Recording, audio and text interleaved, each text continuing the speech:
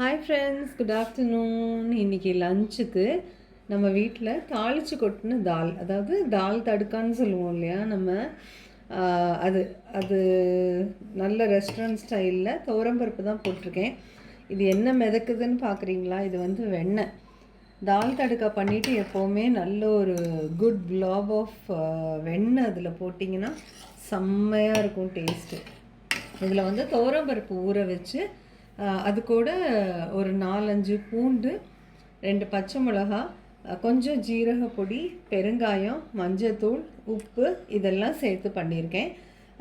வெறும் வத்த மிளகா, கடுகு 2ம் தாளித்து கொட்டியிருக்கேன், கருவேப்பிலை போட்டிருக்கேன். அவ்வளோதான். சூப்பராக இருக்குங்க. இது ட்ரை பண்ணி பாருங்கள். அப்புறம் இன்றைக்கி வெண்டைக்காய் கொஞ்சமாக இருந்ததுனால அதை வந்து அரிசி மாவு போட்டு கறி பண்ணியிருக்கேன். இது ரொம்ப கிறிஸ்பியாக இல்லை, கொஞ்சம் ஃப்ரெஷ்ஷாகவே இருக்கட்டும், அதாவது அந்த வெஜிடபிளோட க்ரன்ச்சிலேயே இருக்கட்டும் அப்படின்னு பண்ணியிருக்கேன். ஸோ இது ஒன்று இன்றைக்கி. அப்புறமா இது பத்தாது, எப்படியா இருந்தாலும் இந்த வெண்டைக்காய் பத்தாதுங்கிறதுனால கொஞ்சம் சீனிக்கிழங்கு, ஸ்வீட் பொட்டேட்டோ சொல்லுவோம் இல்லையா, அந்த சீனிக்கிழங்கை நல்லா காரம் போட்டு ஃப்ரை பண்ணியிருக்கேன்.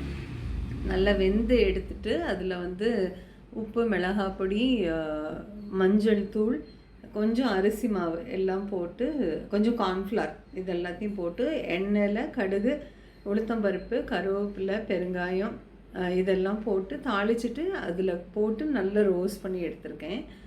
இது இன்றைக்கி வந்து லஞ்சுக்கு. அதுக்கப்புறமா சுட சுட சாதம், வீட்டில் பண்ணின தயிர். That is today's lunch menu. உங்கள் வீட்டில் என்ன சாப்பிட்டீங்க? உங்களுக்கு பிடிச்சிருந்ததுன்னா ப்ளீஸ் லைக் பண்ணுங்கள். பார்க்குறீங்க ஆனால் லைக் தான் பண்ண மாட்டேறீங்க. பரவாயில்ல, உங்களுக்காக பிடிக்கும்போது பண்ணுவீங்க, அவ்வளோதான். Thank you friends. Have a good day.